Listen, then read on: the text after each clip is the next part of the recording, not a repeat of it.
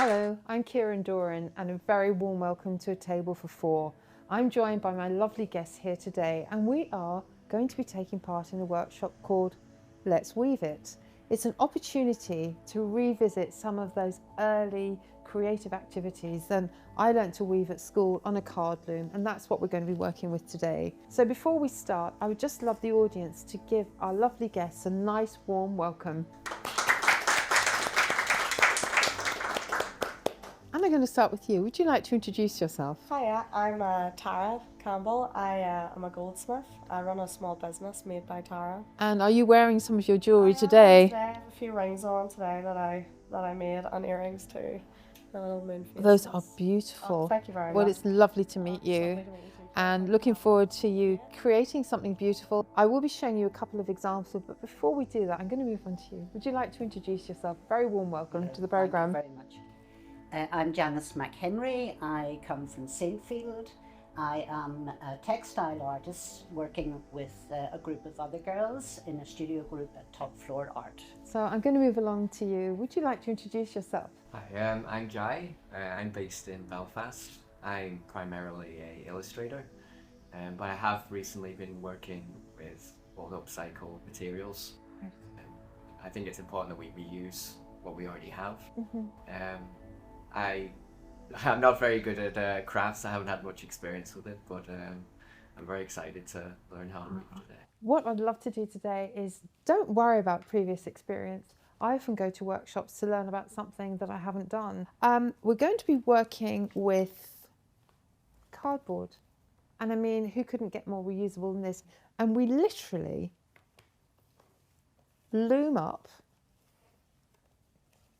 You wind your thread around, but you secure it at the back like this. You want to make sure that's nice and secure.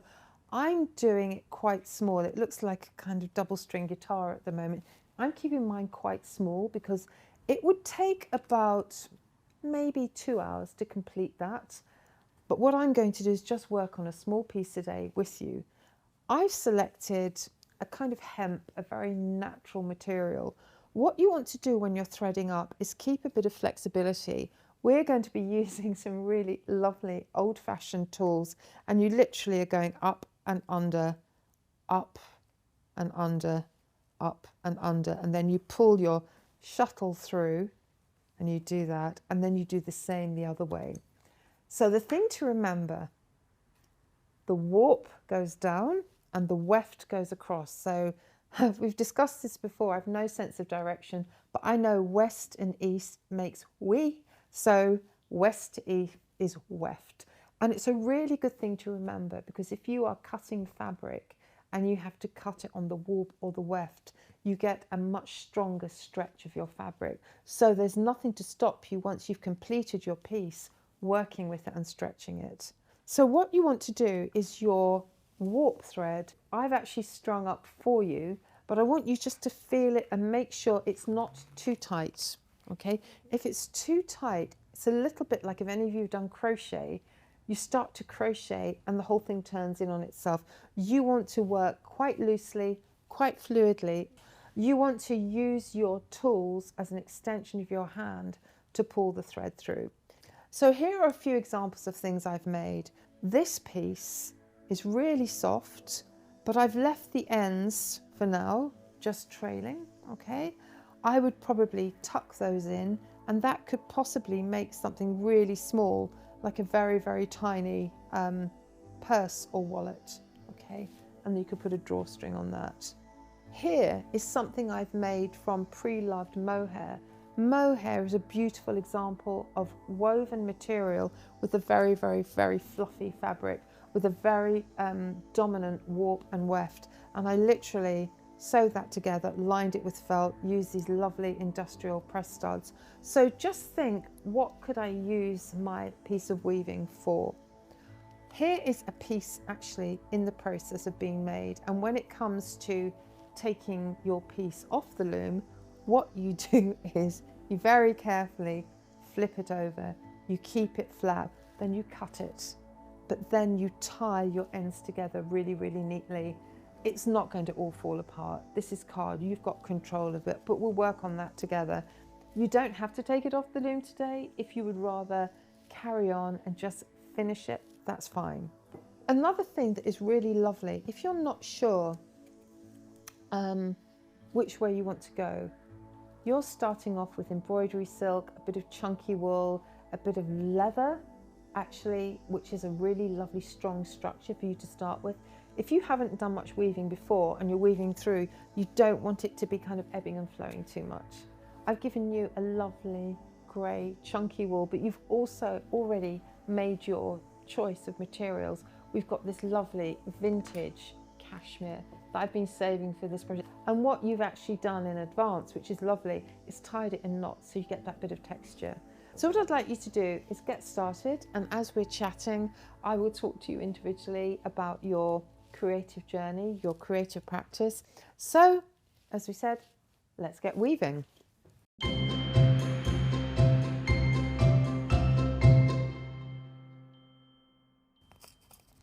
So Jai, I'm going to get you started off. I'm showing you on my one. So I'm using this really lovely, thick, chunky wool. It's got a little bit of acrylic in it, which means it will last forever and ever and ever. It's quite intuitive. So you take your needle under, over, under, over, under, over. So the effect that you create looks like little bricks or little tiles. Then you pull that through. There is a temptation to pull it really toughly. Be quite gentle. Just also be aware of the participants sitting next to you as you're going. And what we have is this fabulous little tool. I love this.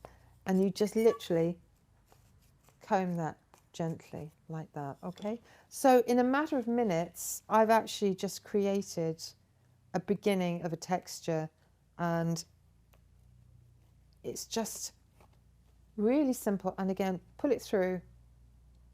If you fly through this, you can loom up another one. So don't worry too much about your ends.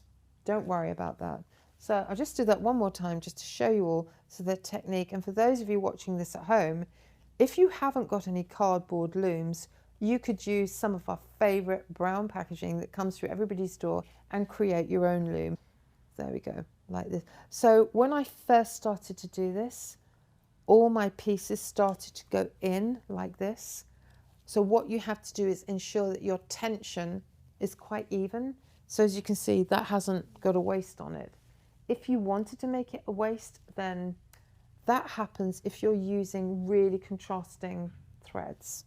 If you use a very small thread, like an embroidery thread, you might be 4 hours filling something. Just remember to leave yourself enough to keep working. So when I come to the end of that bit, I will have finished. So if I wanted to carry on with the cream thread all the way up, I haven't left enough at this end, but I only want to do a little introductory bit. So treat this as your kind of practice strip, okay? So that's Jai started. I'm going to get you started now, but I think you've made a good start. The one thing I would say is with your cashmere strips, I think you're going to get some lovely detail with these little bows, almost just with. Nice. The whole idea about this is to experiment. I noticed, what other pieces have you chosen as well? I've got the cashmere and the, obviously like red. You do like red. To that. Yeah. And this denim, I think, really colour-wise, that's beautiful. Very nice. Yeah. And I'm not quite sure about these yet, but I do kind of like them. They're sort of fun. What? They might be quite nice if you decided to turn your piece the other way and you wanted just to have something decorative at the bottom or at the side. Or you might decide you just want to present the whole thing on the loom. You don't necessarily want to take it off. That's beautiful. Jai, that's looking great. Would you like to hold that up to that camera just to show you?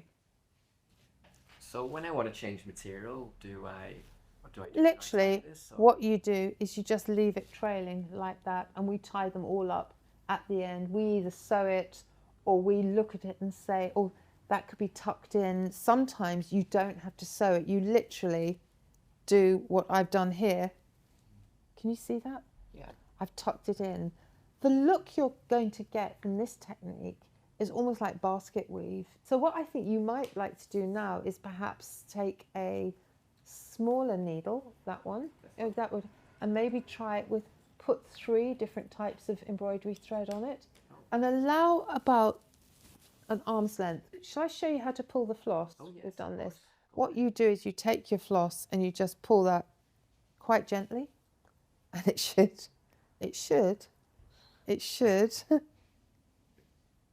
There we go. So I'm going to let you carry on. You seem to be getting on really well there. Hopefully. Yeah. Just using fingers at the moment. Yeah, because and I that think using your fingers allows you to maybe arrange where you want the bows. And I think starting at the bottom for you, you're going to work your way up that quite quickly. That's beautiful. I'm just going to move on to Tara. Hi. Tara, how are you? I'm good, thank you. I'm playing with this metallic leaves I found. Oh, beautiful. A way to weave them in there. Are you happy to spare a couple of minutes before you get stuck in? Tell me a little bit about your jewellery practice. How did you start? Well, I started, I done a foundation degree at the Ulster University in Belfast, and it sort of gives you a taster for all the different things that are available, and I really loved the silversmithing.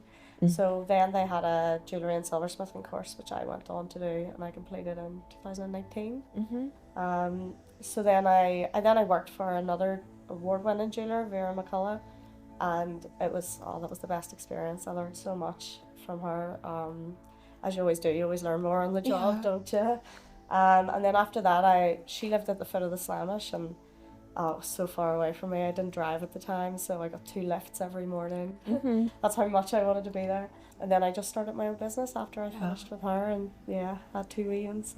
So you got 2 children, 2 small children as well. So as a goldsmith, does that mean you have your own hallmark? Are you registered? Yes, I have my own hallmark. So they would, when I send it over to the assay office in London, they would put my own wee stamp on there along with the hallmark. Yeah. Wow. And it's really nice because I can always be traced back to you in years and years to come. You know. please feel free to use any of these materials.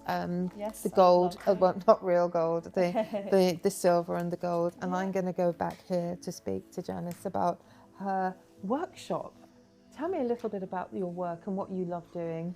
Well, I love doing a variety of things. If it can be found, if it can be changed in some way, then I will You'll tackle do that. it. But at the moment, it's very much textile based. And I just love creating something different out of something that somebody's possibly throwing away. I hate stuff going to landfill. I'm really quite passionate about trying to prevent as much as possible ending up in landfill. I'm just going to put your needle down for a second, because what I'm loving is I want to show what you've created so far, just to show the audience. So you can see how different everything is looking. I've just gone for the kind of brickwork design, but the different look that you get using that's much more robust. You could actually, that's a bit more functional. Mine's a bit more decorative. Absolutely lovely. And there are things that you can do just to add. You were holding up your pom-poms, everything as well. That's quite lovely. That gives a nice edging, actually. I was admiring your necklace as well. That's thank you very interesting. much. What's that made from? It's actually tubing from the beer industry. So very much about recycling, reuse. Look at that. Very simple way to connect it to And how amazing is obviously that? A bit of dialing. There we go. I'm just going to show that. And that is beautiful. And actually, what is gorgeous is we were talking about how the more you work, your hands warm up and things become more malleable. That's got a lovely feel to it. What an amazing idea. I'll let you have that back. That's gorgeous. Actually weaving with old bicycle tubes. And making handbags, which is quite an interesting technique. Oh, well, that's lovely. What I'd love you to do to that is maybe, I'm just looking, you love your colour, is adding in a little bit of really bright colours. So if you wanted, I can cut this into a continuous thread for you. Would you like that? I'll go ahead and do that. I don't want to reach across you. I want you to carry on. Jai, would you like to show me how you're getting on? Oh, what? Jai, you said you'd never done weaving before. You're a natural. That's got a kind of raspberry ripple effect to it. I really love that. What you could do is maybe put 3 bits of thread onto your needle and get a little bit thicker, so you get a little variation in colour. You've got a real eye for detail, you're very illustrative. So what I'm going to do here is, Tara, could you pass me the red scissors from that little basket? I don't want to reach across to you. That's lovely. These are my best fabric scissors. I've stopped weaving for the moment. I'm being assistant here, assistant cutter.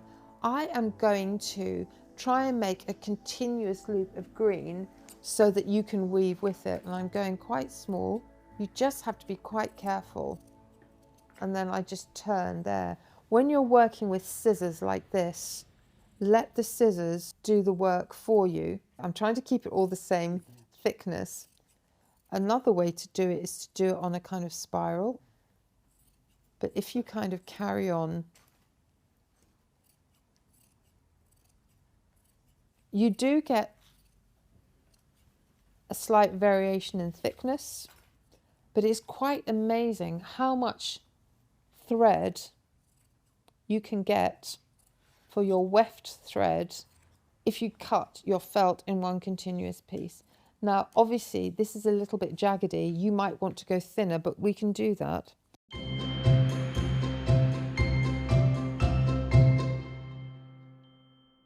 How did your creative journey start? What did you start on? I started, my mother was a seamstress, and that's really where it started. And I did actually want to go to art college, but unfortunately family circumstances were such that... it wasn't always an option, was it, for people? No, it really wasn't an option. Mm-hmm. So a proper job was required, and I went off to be a teacher. And what did you teach? Initially I taught business administration and English.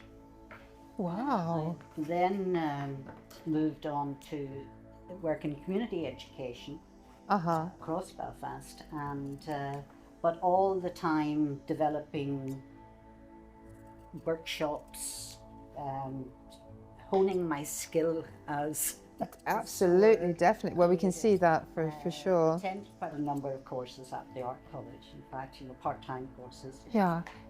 One of them of which at that time was dress design, so I learned pattern making. Oh, wow. And was able from that to create my own patterns, which then led into the whole business. I've got a book just for you. It's my favourite book, The Fashion Wardrobe. It's Sew Your Own Stylish Sustainable Outfits, and it shows you how to make your own buttons, how to do darts, how to do seams, all the things you're no longer taught at school. And this isn't YouTube.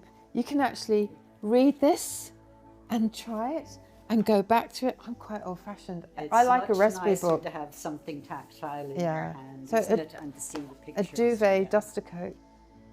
And this whole book is, I felt it was made for me because I'm not going to do everything in it, but it inspires me, and I'm able to use like little molecules from this in the same way that you do to build up my own. I'm not a pattern cutter or a designer, but I will have a go. I've made kind of mascot outfits for dogs for school rugby teams, but I only work with pre-loved and recycled materials. Another thing you can do with these is there's a traditional Irish form of weaving that would make a thing called, is it a kris? Okay. And it is woven in beautiful Celtic colours, and it would often be worn like a belt or a girdle. And I haven't seen them for a long while, but you sometimes find them in charity shops. So I've bought a few, and I gave one to my husband to use as a guitar strap. So I'm just coming to the end of my contribution to the weaving workshop. I have made Janice her own little stash of continuous felt. This means you could weave this continuously now for a piece. And all I've done is, as I've carried on, is if there's a little bit that's very thick, just trimmed it like this, for example. So what I'm going to do now is then go this way So you could, Hold it all together. yeah. So you've got, it's actually, do you know what it reminds me of? Tagliatelle, isn't it? Or seaweed or something. So can you see where that's a bit square? So this is how, if you saw a jumper in a charity shop or a t-shirt, you could cut that in the way that I've done this to get your continuous piece. You just seem to get so much more fabric when you do that. That's a bit dodgy there. I would be a bit, what I would call like the junction there. So just be careful cutting it. But that has given you quite a significant piece that you can add to. So there you go. That's to add to your piece. So what I'm going to do is, Jai, what I'd love you to do is just at the bottom piece, add some of the really thick white wool, the very chunky, the one that is almost like piping, just so that will fill that out for you. And don't forget, you can take all of these home with you, and we would love to see. I'm going to give you 3 cards, and what I'd really love you to do is take a selection of what everybody else has been working on and do, there's your baby blanket. Oh, those are Poochie colours. They're quite amazing, those really hot Mediterranean colours. I know we love our heritage colours and our range. Like, and you wearing lots of red, and Jai, you're kind of quite flamboyant. You're wearing your lovely red and white bracelets. I think people do become like their work. So I must be actually multiple personalities with my work, what I do. So I want you to take some of the baby blanket. What else have we got to show you? Oh, I'm just thinking, this is gorgeous. This is twill. Now this would be the most beautiful material for weaving. When it's actually woven on a loom, to watch the pattern forming is mesmerizing. But what I would say for this, for all intents and purposes, would be a beautiful fabric to back your weaving, you know, because it's got a nice texture as well. So if you wanted to take some of that, that kind of goes with your colorway. So I'm going to cut that for you. So in the next 5 minutes, I would just love you to think about adding your finishing pieces. I'm just going to give you that so we don't forget to give that to you. That'd be great, thank you. Okay. I am going to take a risk live on TV. I'm going to show you how I remove things off the loom. You might find this quite interesting, Jack. You probably know how to do it. I've just got that feeling. When I loom up, I either tape it or I just tie it in a little knot to keep it together. I'm going to snip that. This is when it all goes boing. And literally, don't be scared. I'm just going to go like that. Okay. But what you then have to do is gently remove it. So that is your piece. Now what do? I'll have to do this flat. Where you've got to take your warp threads and you tie them in a knot. Okay. I'm going to tie a double knot. Don't tie it too tightly. And literally all that does is holds that and finish that off. And what you can do is you can either use these as, you can be tassel-tastic, which means you add the tassels as part of the design, or you can cut them really short, or what I would tend to do would be to cut them halfway and tuck them at the back, and then depending which is the front or the back, you can choose, you know, you want to kind of almost hide them. Sometimes with a crochet hook, you can add really lovely tufts for your things. So I'm imagining that I've tied all these off.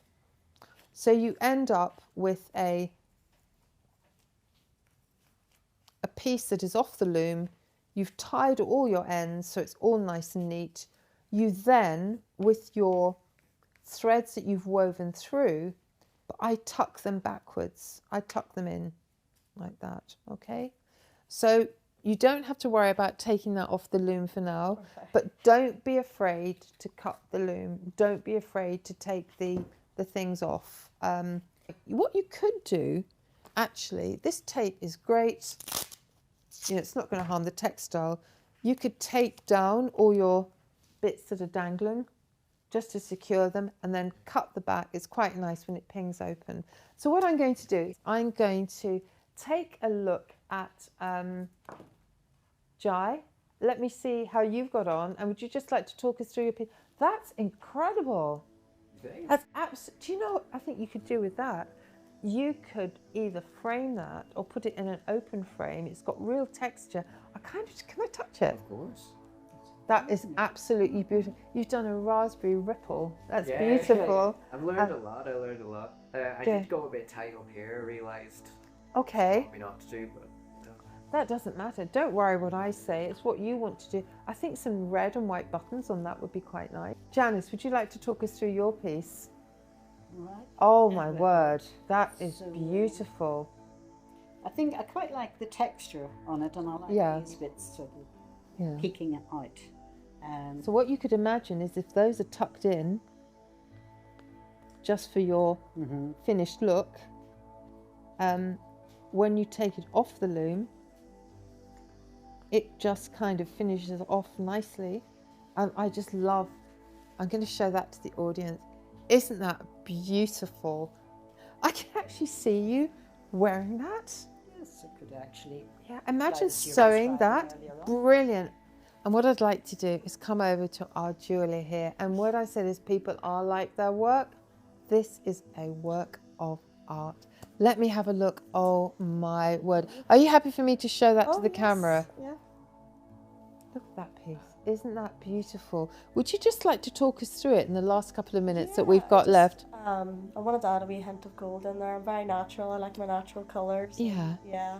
And I tried to play with little gold details just with the wire, as well as weaving it through. It was a bit more difficult to weave through than I think I love the way that you've added it afterwards. So what you could do is taper that down and taper that down, put a bracelet finish on it and tie that with a ribbon. Would look absolutely, this is me designing jewellery for a jewellery designer. No, you're right, That's actually inspired me. So what I would like you to do is take some pieces away with you, carry on with that. So as you can see, I haven't really done very much, but I've just gone for the simple brickwork technique.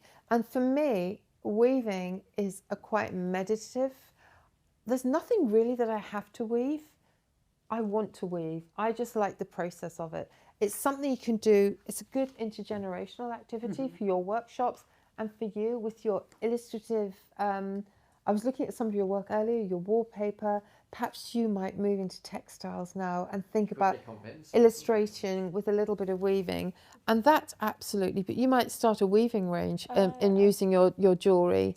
And please, I want you to take home, you get a lovely bag with a table for four on it. Well, that's all we've got time for today on A Table for Four. I want to thank our lovely guests, Jai, Janice and Tara. And thank you so much for coming along and sharing my Table for Four, where we've really, really had a lovely opportunity with some weaving. So from A Table for Four, thank you for joining us. Bye-bye.